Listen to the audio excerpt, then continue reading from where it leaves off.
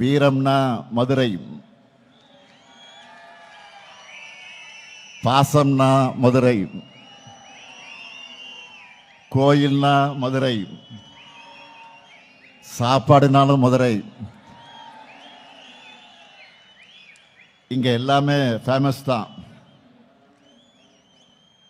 அப்படிப்பட்ட மாமதுரையில் திராவிட முன்னேற்ற கழகத்தினுடைய தெற்கு மண்டல BLA 2 BLC BDA வாக்குச்சாவடி குழுவினருக்கான என் வாக்குச்சாவடி வெற்றி வாக்குச்சாவடி பயிற்சி மாநாட்டில் கலந்து கொண்டு உங்களை எல்லாம் சந்திப்பதிலே நான் மிகுந்த மகிழ்ச்சி அடைகிறேன், பெருமை அடைகிறேன், பூரிப்படைகிறேன். இன்னும் சொன்னால் சித்திரை திருவிழா போல கூடியிருக்கக்கூடிய உங்களை பார்த்து நான் உற்சாகம் அடைகிறேன். உத்தங்குடி முழுக்க உடன்பிறப்புகள் குடியேறிவிட்ட மாதிரி எனக்கு இருக்கு. இதையெல்லாம் பார்க்கும்போது என்னுடைய நம்பிக்கை நாளுக்கு நாள் அதிகமாகிட்டே வருது. இனி நாம தான், இனி நாம தான், இனி எப்பவுமே நாம தான். இப்படி நம்பிக்கையோடு நான் இருக்க காரணமே கழகத்தின் வேர்களாக இருக்கக்கூடிய நீங்க தான். இந்த பயிற்சி மாநாட்டை மிக எழுச்சியோடு ஏற்பாடு செய்திருக்கக்கூடிய மாண்புமிகு அமைச்சர் ஆற்றல்மிகு மாவட்ட செயலாளர் மூர்த்தி அவர்களுக்கு என்னுடைய பாராட்டுக்கள், வாழ்த்துக்கள். மூர்த்திக்கு ஒரு பழக்கம் உண்டு, எதையும் சிறுசா பண்ண தெரியாது. எல்லாமே பிரம்மாண்டம் தான். அவருடைய துறையின் மூலமாக வருவாயை பெருக்கி ஆட்சிக்கு பலம் சேர்த்ததைப் போல இன்று பிரம்மாண்ட மாநாட்டை நடத்தி தேர்தல் பணிக்கும் பலம் சேர்த்திருக்கிறார். அவருக்கு தோளோடு தோள் நின்று பணியாற்றி இருக்கக்கூடிய அனைத்து நிர்வாகிகளுக்கும் தலைமை கழகத்தின் சார்பில் என்னுடைய வாழ்த்துக்களோடு என்னுடைய நன்றியையும் நான் தெரிவித்துக் கொள்ள விரும்புகிறேன். என் வாக்குச்சாவடி வெற்றி வாக்குச்சாவடி என்ற மாநாட்டுக்கு அடித்தளமான BLA 2 BLC ஆகியோரை நியமிக்கக்கூடிய பணிகளை கடந்த நாடாளுமன்ற தேர்தலுக்கு முன்னாடியே நாம் தொடங்கிட்டோம். நாடாளுமன்ற தேர்தலின் போது தேர்தலுக்கான களப்பணியில முன்னாடி நிற்கிற BLA 2க்களுக்கான மாபெரும் பயிற்சிகளை, கூட்டங்களை மண்டல வாரியாக நானே சென்று நடத்தினேன். அதனால தான் நாடாளுமன்ற தேர்தலில் 40க்கு 40 என்று வெற்றி பெற்றோம். அதன் பிறகு கழகத்தில் புதிய உறுப்பினர்களை சேர்க்க ஓரணியில் தமிழ்நாடு எனும் மாபெரும் முன்னெடுப்பை தொடங்கி இந்தியாவில் வேற எந்த கட்சியும் செய்ய முடியாத வகையில் ஆப் மூலமா இங்கே வந்திருக்கக்கூடிய BDA உதவியோடு வீடு வீடாக போய் கிட்டத்தட்ட 1,10,00,000 குடும்பங்களையும் அதில் உறுப்பினர்களாக இணைச்சோம். அடுத்த பணி உடனே வந்தது, அதுதான் SIR. இந்தியா முழுக்க பல்வேறு மாநிலங்களில் வாக்காளர்கள் நீக்கப்பட்டாங்க. ஆனா நம்ம தமிழ்நாட்டில் யாருடைய வாக்குகளும் நீக்க விடாம பம்பரமா உழைச்ச இயக்கம் நம்முடைய திராவிட முன்னேற்ற கழகம். இப்படி கேப்பே இல்லாம இடைவெளியே இல்லை. அடுத்து உடனே தேர்தலுக்கு தயாராக பிஎல்ஏ டூக்களோடு சேர்த்து பிஎல்சி பிடிஏக்களையும் இப்போ சந்திச்சுக்கிட்டு இருக்கேன். இப்போ இருக்கிற வாக்குச்சாவடிகளோட அடிப்படையில் உங்களை போன்ற பிஏக்களோட மொத்த எண்ணிக்கை 75,032 பேர். தமிழ்நாடு முழுக்க பிஎல்சிக்கள் எவ்வளவு தெரியுமா? 5,50,000 பேர். பிடிஏக்கள் எடுத்துக்கிட்டா 75,032 பேர். வர தேர்தல் களத்தில் நம்ம வெற்றியை உறுதி செய்ய போறது இந்த 7 லட்சம் பேர் தான். அதனால வேறுகளை இன்றைக்கு பரவி இருக்கக்கூடிய உங்க எல்லாரையும் சந்திக்கணும்னு முடிவு செஞ்சேன். மண்டல வாரியான மாநாடுகளை நடத்த திட்டமிட்டு சென்னை மற்றும் சுற்றியுள்ள மாவட்டங்களுக்கான மாநாட்டை சென்னைக்கு அருகாமையில் இருக்கக்கூடிய மகாபலிபுரம் போகக்கூடிய வழியில் இருக்கக்கூடிய திருவிடந்தையில ஏற்பாடு செஞ்சு 1,30,000க்கு அதிகமானோர் அங்கே கலந்து கொண்டார்கள். அதே போல திருப்பத்தூர்ல வடக்கு மண்டலத்துக்கான மாநாட்டில் 1,26,000 பேர். இன்றைக்கு மதுரையில் இந்த தென் மண்டல மாநாட்டில் 1,56,000 பேரான நீங்க கலந்து கொண்டிருக்கிறீர்கள். அடுத்து மீதமுள்ள மேற்கு மண்டல மாநாடு 27ஆம் தேதி கோவையில் நடக்க இருக்கிறது. இது மட்டுமா? கடந்த 2 மாசத்துல மட்டும் எத்தனை மாநாடுகள்! திருவண்ணாமலையிலே 1,50,000 இளைஞர்கள் கலந்து கொண்ட இளைஞரணி வடக்கு மண்டல மாநாடு. திருப்பூர்ல 1,50,000 மகளிர் கலந்து கொண்ட வெல்லும் தமிழ் பெண்கள் மேற்கு மண்டல மாநாடு. விருதுநகர்ல 1,00,000 இளைஞர்கள் கலந்து கொண்ட இளைஞரணி தென்மண்டல மாநாடு. அடுத்து தஞ்சாவூர்ல 1,25,000 மகளிர் கலந்து கொண்ட வெள்ளுந்தமிழ் பெண்கள் டெல்டா மண்டல மாநாடு. இப்படி 2 மாசத்துல 7 மாநாடுகள் நடத்தி 9,30,000க்கும் அதிகமானவரை சந்திச்சு நான் பேசியிருக்கிறேன். அதனால நான் சவால் விட்டு சொல்றேன், இந்த அளவுக்கு நம்மை போல பூத் லெவல்ல நிர்வாகிகள், இளைஞர்கள், மகளிர் என இப்படி தேர்தலுக்கு ஆயத்தமாக ஒரு கட்சியை இந்தியாவிலே காட்டுங்க பார்க்கிறேன். நான் முடியாது, நிச்சயமாக முடியாது. ஏன்னா திராவிட முன்னேற்ற கழகம் மக்கள்கிட்ட இருந்து மக்களுக்காக உருவான இயக்கம். நாமெல்லாம் பெரியார், அண்ணா, கலைஞருடைய பிளட், ரத்தம். அதனாலதான் நம்ம இயக்கத்தை தொட்டு பார்க்கணும்னு, சீண்டி பார்க்கணும்னு நினைச்சால தமிழ்நாடு திருப்பி பதிலடி கொடுக்கும் என்ற பயம் எதிரிகளை அஞ்சி நடுங்க வைக்குது. திமுக மாதிரி ஒரு அமைப்பு ரீதியா வலுவான ஒரு அரசியல் கட்சியை யாராலும் காட்ட முடியாது. இப்போ நாம காமிக்கிறது எல்லாமே சும்மா ட்ரெய்லர் தான். இங்க நம்ம மாண்புமிகு நேரு வந்திருக்கிறார். திருச்சியில மெயின் பிக்சர் காமிக்க தயாராகிட்டு இருக்கிறோம். குறிச்சு வச்சுக்கோங்க, மார்ச் 9ஆம் நாள் திமுக நிர்வாகி எல்லாரும் திருச்சியில திரள போறோம்.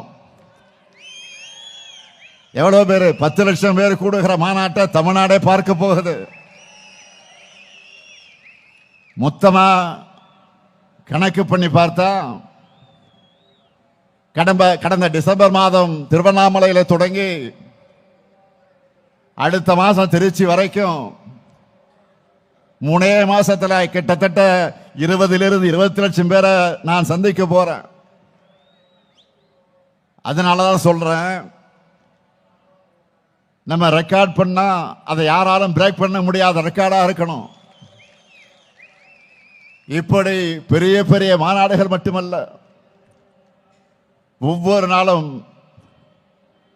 காலை மாலை என எத்தனை நிகழ்ச்சிகளை கலந்து கொள்கிறேன்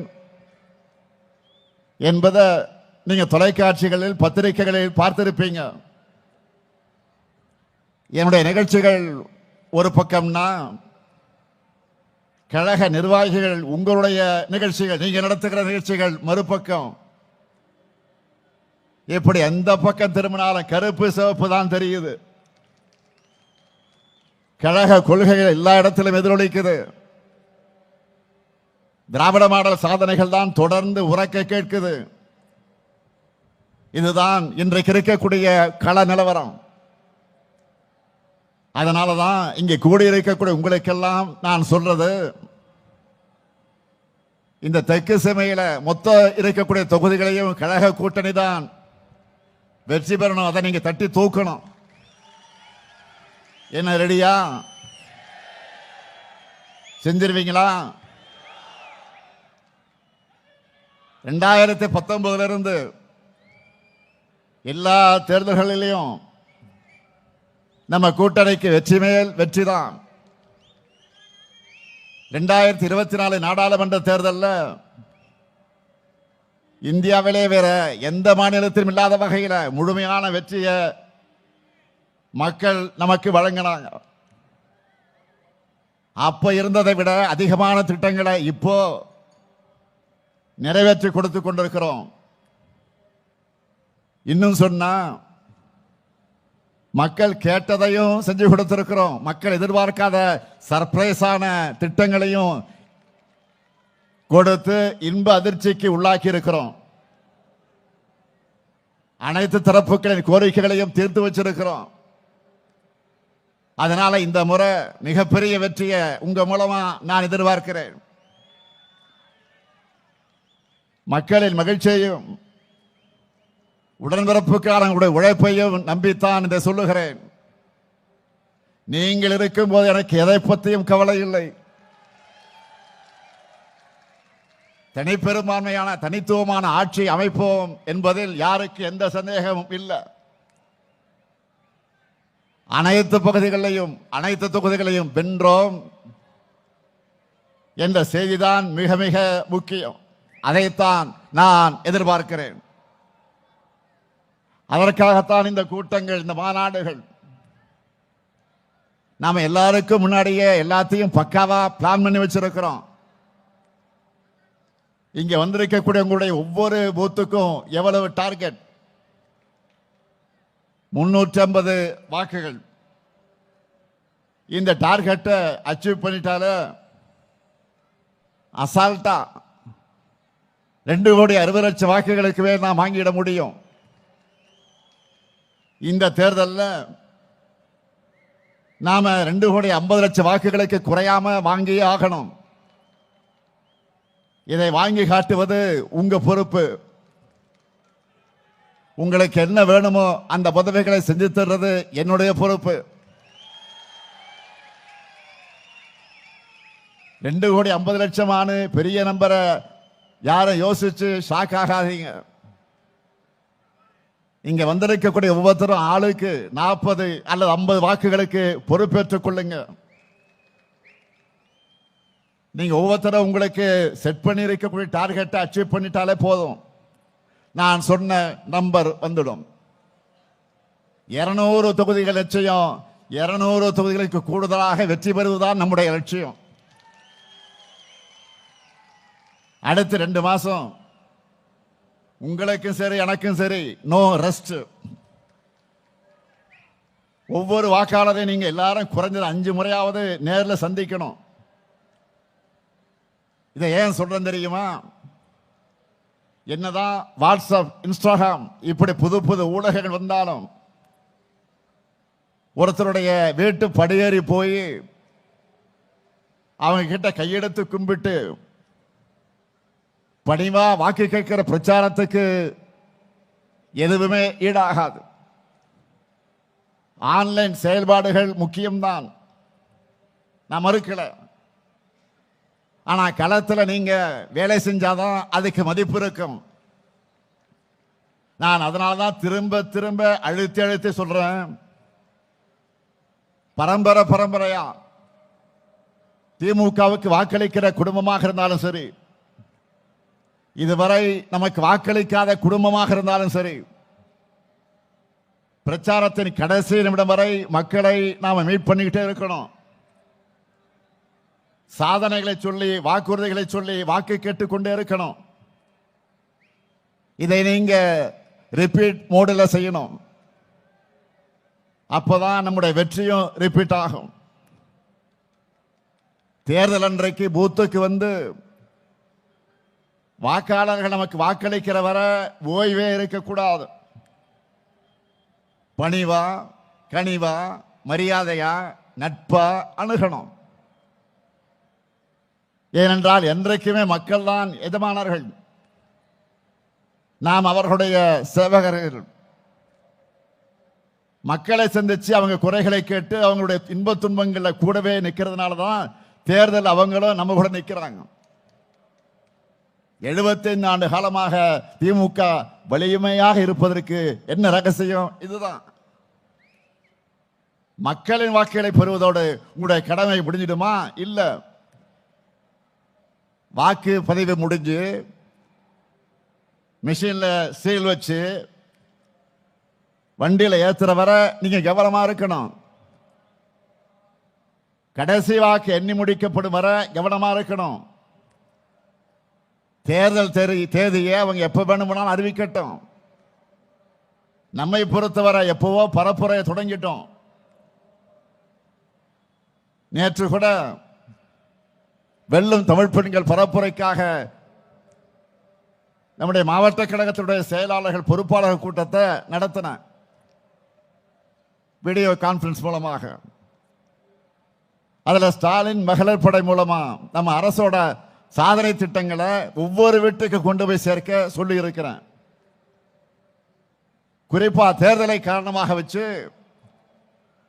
மகளிர் உரிமை தொகையை முடக்க நினைச்சு சதிய நாம முறியடிச்சு 5000 ரூபாய் வழங்கி இருக்கிறது. அடுத்து அமையப்போகிற நம்முடைய திராவிட மாடல் 2.0 ஆட்சியில மகளிர் உரிமை தொகையை 2000 ரூபாயாக உயர்த்தி வழங்கி இருப்பது பற்றி இந்த ஸ்டாலின் மகளிர் படை ஒவ்வொரு வீட்டிலையும் விளக்கமா எடுத்து சொல்வாங்க. நல்லா புரிஞ்சுக்குங்க. நம்முடைய திராவிட மாடல் ஆட்சியில தான் பெண்கள், குழந்தைகள், மாற்றுத்திறனாளிகள், திருநர்கள், உழவர்கள், உழைப்பாளர்கள், நெசவாளர்கள்னு சமூகத்தில் இருக்கிற அனைத்து தரப்பினரையும் கவனத்தில் எடுத்துக்கொண்டு திட்டங்களை தீட்டி அதையெல்லாம் சிறப்பாக செயல்படுத்திக் கொண்டிருக்கிறோம்.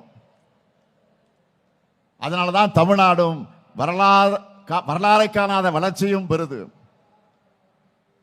இந்த எல்லாருக்குமான வளர்ச்சி நம்ம எதிரிகளுடைய கண்களை உறுத்துது. எனவே ஒவ்வொரு வீட்டுக்கும் சென்று சேர வேண்டிய செய்தி என்னவென்றால், நம்மோட திராவிட மாடல் அரசு இந்த ஆட்சி தொடர்ந்தால்தான் மகளிர் உரிமை தொகை போன்ற சமூக வளர்ச்சிக்கான நலத்திட்டங்கள் தொடரும். இந்த நேரத்தில் இன்னொரு சுவாரஸ்யமான விஷயத்தை உங்ககிட்ட பகிர்ந்துக்கணும்னு நான் நினைக்கிறேன், விரும்புகிறேன். அண்மையில் நம்ம அட்வான்ஸா வழங்கின 5000 ரூபாய் உரிமை தொகையை பல ஊடகங்களும் நம்மோட சர்ஜிக்கல் ஸ்ட்ரைக்னு சொன்னாங்க. அந்த அளவுக்கு எதிரிகள் கணிக்க முடியாதபடி நம்மோட மூவ் இருந்துச்சு. அதே சமயம் அன்றைக்கு இன்னொரு விஷயமும் செய்திகளில் இடம் பிடிச்சது. காலையில் நம்ம ஸ்வீட் சர்ப்ரைஸ் கொடுத்ததுல மக்கள் மகிழ்ச்சியாக இருந்தாலும், அடுத்து அவங்க உடனே போனது வங்கிகள் இருந்து பணத்தை எடுக்கத்தான். அதுக்கு என்ன காரணம் தெரியுமா? ஒன்றிய அரசு மேல இருக்கக்கூடிய பயம். எங்க அந்த 5000 ரூபாய் ஒன்றிய அரசு எடுத்துக்குவாங்களோன்னு பயந்த மக்கள் அந்த தொகையை உடனடியா வித்ட்ரா பண்ண போயிட்டாங்க. இதுதான் மக்கள் நம்ம மேல வச்சிருக்கக்கூடிய நம்பிக்கைக்கும் ஒன்றிய அரசு மேல வச்சிருக்கக்கூடிய நம்பிக்கைக்கும் வித்தியாசம். மக்களுக்காக கொடுத்தா அது திமுக அரசு, மக்கள் கிட்ட இருந்து எடுத்துக்கிட்டா அது ஒன்றிய பாஜக அரசு. அதை புரிஞ்சுக்குங்க. மக்கள் கிட்ட இதைத்தான் நீங்க எடுத்து சொல்லணும். அண்மையில் மாண்புமிகு பிரதமர் மோடி அவர்கள் பேசின பழைய வீடியோ ஒன்று மறுபடியும் வைரல் ஆச்சு, பார்த்திருப்பீங்க. அதில் என்ன சொல்லியிருந்தார்? இலவச பேருந்து பயண திட்டத்தால மெட்ரோ ரயில்களில் பயணிகளோட எண்ணிக்கை குறையறதா சொல்லியிருக்கிறார். தமிழ்நாட்டில் நம்ம திராவிட மாடல் ஆட்சி அமைஞ்ச நாள்ல இருந்து பெண்கள் விடியல் பயணம் திட்டத்தில் இலவசமா பயணிக்கிறாங்க. இது வரைக்கும் 900 கோடி பயணங்கள் மேற்கொண்டிருக்காங்க. இதனால ஒவ்வொரு குடும்பமும் சுமார் மாதம் 800 ரூபாய் சேமிக்கிறாங்க. இதெல்லாம் ஏன் சார் உங்களுக்கு வலிக்குது? மார்ச் 1ஆம் நாள் இதே மதுரைக்கு பிரதமர் வரப்போகிறார். அவர்கிட்ட மதுரை மக்கள் என்ன கேட்கணும்னா, இவ்வளவு அக்கறையோடு மெட்ரோ ரயிலுக்கு பேசுறவர் ஏன் இந்த மதுரைக்கு மெட்ரோ ரயில் திட்டத்தை கொடுக்கலன்னு கேட்கணும். கேட்பீங்களா? கோவை மெட்ரோ எங்கன்னு கேட்கணும். ஏன் தமிழ்நாட்டுக்கு எந்த சிறப்பு திட்டங்களையும் கொடுக்கலன்னு கேட்கணும். கீழடி அறிக்கையை ஏன் வெளியிட மாட்டீங்க அப்படின்னு கேட்கணும். ஏன் சின்னமும் வரலன்னு கேட்கணும். நீட் தேர்விலிருந்து ஏன் விலக்கு தர மறுக்கிறீங்கன்னு கேட்கணும். மும்மொழி கொள்கையை ஏத்துக்கணும்னு கல்வியில் சிறந்த தமிழ்நாட்டை வஞ்சிக்க எங்களுக்கான கல்வி நிதியை முடக்கிறது நியாயமான கேட்கணும். மாண்புமிகு பிரதமர் அவர்களே, இன்னும் நிறைய இருக்கு. அதையெல்லாம் மக்கள் கேட்க காத்திருக்காங்க. நியாயமா? எதிர்க்கட்சி தலைவர் பழனிசாமி அவர்கள் தமிழ்நாட்டோட உரிமைகளுக்காக குரல் கொடுத்திருக்கணும். ஆனா கோரிக்கையாக கூட இதையெல்லாம் கேட்க துணிச்சல் இல்லாத துரோகியா அவர் மாறிட்டார். ஆனா நாம் பழனிசாமி மாதிரி பயந்தாங்குழி இல்லை.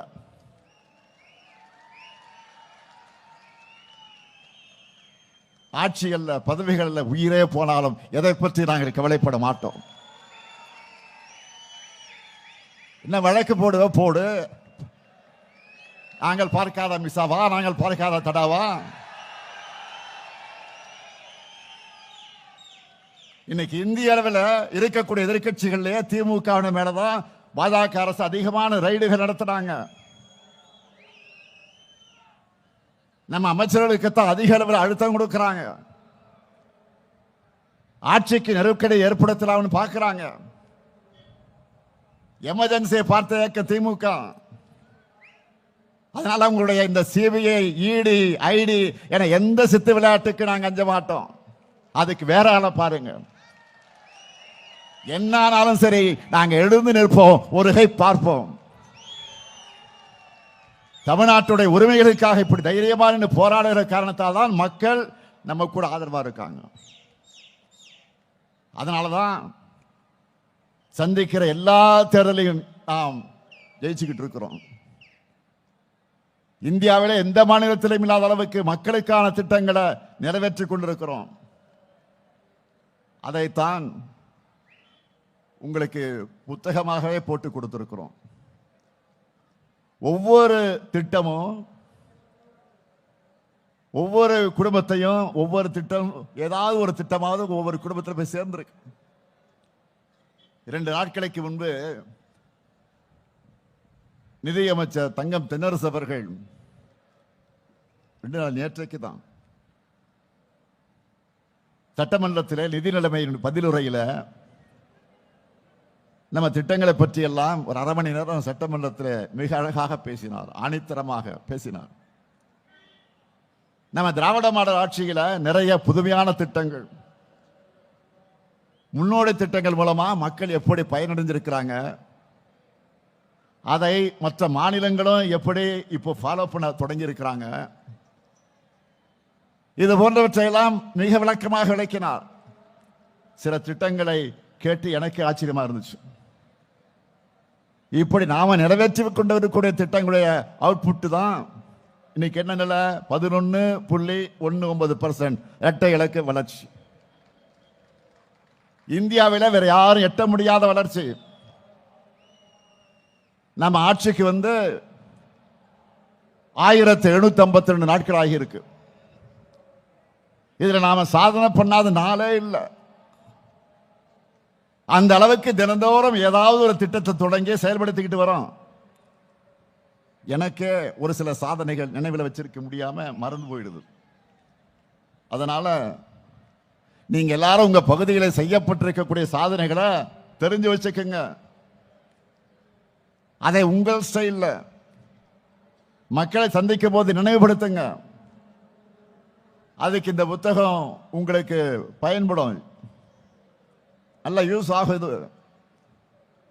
தேர்தல் பணிகளை பொறுத்த வரைக்கும் எல்லா வகையிலும் நாம தான் முன்னணியில் இருக்கோம். கூட்டணியில புதுசா கட்சிகள் எல்லாம் இணைகிறாங்க. தொகுதி பங்கீடு பற்றி பேச்சுவார்த்தை நடத்த கூட அமைச்சாச்சு. தேர்தல் பரப்புரையும் எல்லாருக்கும் முன்னாடி நாமே தொடங்கிட்டோம். எந்த தொகுதி யாருக்கு, வேட்பாளர் யார், இதை தலைமை கழகம் பார்த்துக்கும். இன்னும் சொல்ற, நான் கவனிச்சுக்கிறேன். அறிவிக்கிற வேட்பாளர்களை வெற்றி பெற வைப்பது உங்கள் கடமை. நம்ம கட்சி வேட்பாளர்கள் மட்டும் இல்ல, நம்முடைய கொள்கை உறவாக பயணிக்கிற கூட்டணி கட்சியின் வேட்பாளர்களையும் பெரிய வித்தியாசத்தில் வெற்றி பெற வைக்க உழைக்கணும். களத்தில் நம்ம ஆட்களுடைய உழைப்பை பார்த்து அவங்களை விதைக்கணும். அந்த கடமையை நீங்க நிச்சயமாக நிறைவேற்றுவீங்கன்னு நான் நம்புறேன். தமிழ்நாடு அணியா டெல்லி அணியா என்ற கேள்வியை மக்கள் முன் எழுப்புங்க. தமிழ்நாடு அணியா டெல்லி அணியா? தமிழ்நாடு அணியா டெல்லி அணியா? தமிழ்நாடு ஜெயிக்கணும்னா திராவிட முன்னேற்ற கழகம் ஜெயிக்கணும். மதச்சார்பற்ற நம்முடைய முற்போக்கு கூட்டணி ஜெயிக்கணும். அடிமை அதிமுகவும் தமிழ் பாஜகவும் அனைத்து தொகுதிகளிலும் டெபாசிட் இழக்கணும். உங்க முத்துவேல் கருணாநிதி ஸ்டாலின் மீண்டும் முதலமைச்சரா பொறுப்பை ஏற்கணும். தமிழ்நாடு எல்லா துறையிலும் தொடர்ந்து நம்பர் 1 இருக்கணும். இது நான் தர்ற வாக்குறுதி. இப்படி நீங்க நம்பிக்கையோட கெத்தா மக்கள் கிட்ட சொல்லுங்க. அது மட்டுமல்ல, நீங்க முக்கியமா சொல்ல வேண்டியது தமிழ்நாடு அணியா டெல்லி அணியா என்ற இந்த போர்ல தமிழ்நாடு வெல்வோம் என்று ஒன்றாக, இந்திய திணிப்பை எதிர்க்க வெல்வோம் ஒன்றாக, மாநில சுயாட்சி நிலைநாட்டிட வெல்வோம் ஒன்றாக, மக்கள் நல திட்டங்களை தொடர்ந்திட வெல்வோம் ஒன்றாக, தமிழ்நாடு எப்பொழுதும் அமைதியான மாநிலமாக இருக்க வெல்வோம் ஒன்றாக, தமிழ்நாட்டை வளர்ச்சி பயணம் தொடர வெல்வோம் ஒன்றாக, எல்லாருக்கும் எல்லாம் கிடைக்க வெல்வோம் ஒன்றாக, தமிழர் சுயமரியாதை காத்திட வெல்வோம் ஒன்றாக,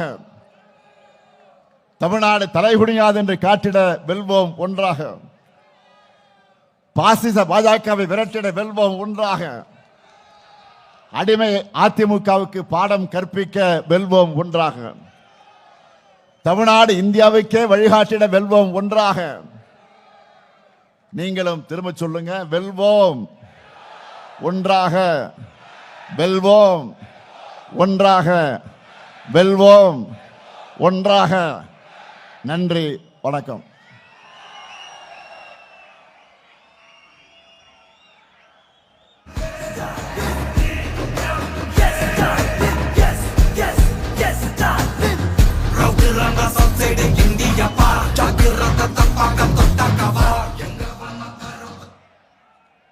எழுச்சி உரையாற்றி சிறப்பித்த நம்முடைய கழக தலைவர் அவர்களுக்கு மனமார்ந்த நன்றிகளை தெரிவித்துக் கொள்கின்றோம். அடுத்ததாக மதுரை மேற்கு ஒன்றிய கழக செயலாளர் திரு சிறைச்செல்வன் அவர்களை நன்றி உரையாற்ற அன்போடு அழைக்கின்றோம். நம் நெஞ்சமெல்லாம் நிறைந்திட்ட நம்முடைய இனமான தலைவர் தமிழக முதலமைச்சர் அவர்களுக்கும் அமைச்சர் பெருமக்களுக்கும் தலைமை கழக நிர்வாகிகளுக்கும் நன்றி நன்றி. மதுரை மாவட்ட திராவிட முன்னேற்ற கழகத்தின் சார்பில் நன்றி நன்றி நன்றி கலந்த வணக்கம்.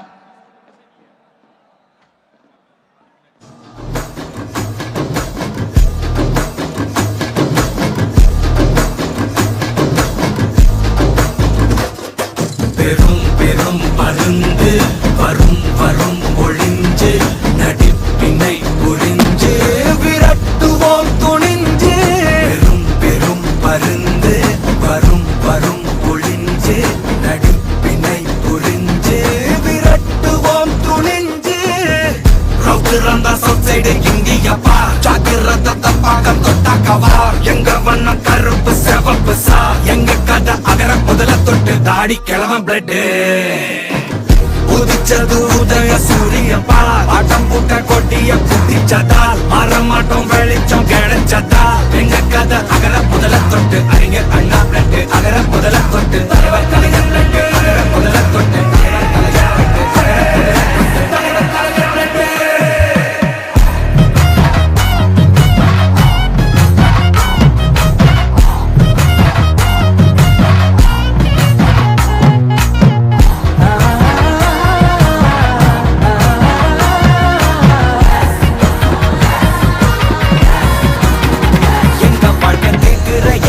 கேள்வி கண்ண இல்ல தலைமுறை இல்ல புதிச்ச தலைவண்டா. சொன்னதெல்லாம் செஞ்சு முடிச்சு சிரிச்ச தலைவண்டா.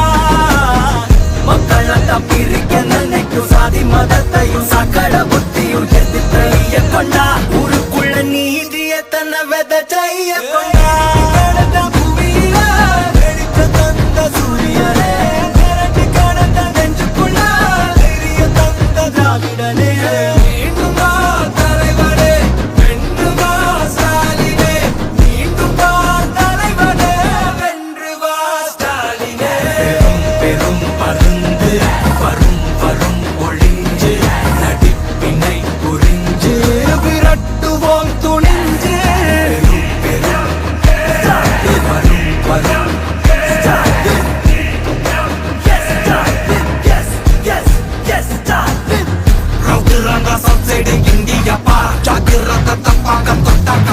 எங்க வண்ணம் கருப்பு செவப்பு சா எங்க கதை அகர முதல தொட்டு தாடி கிழவன் பிளட்.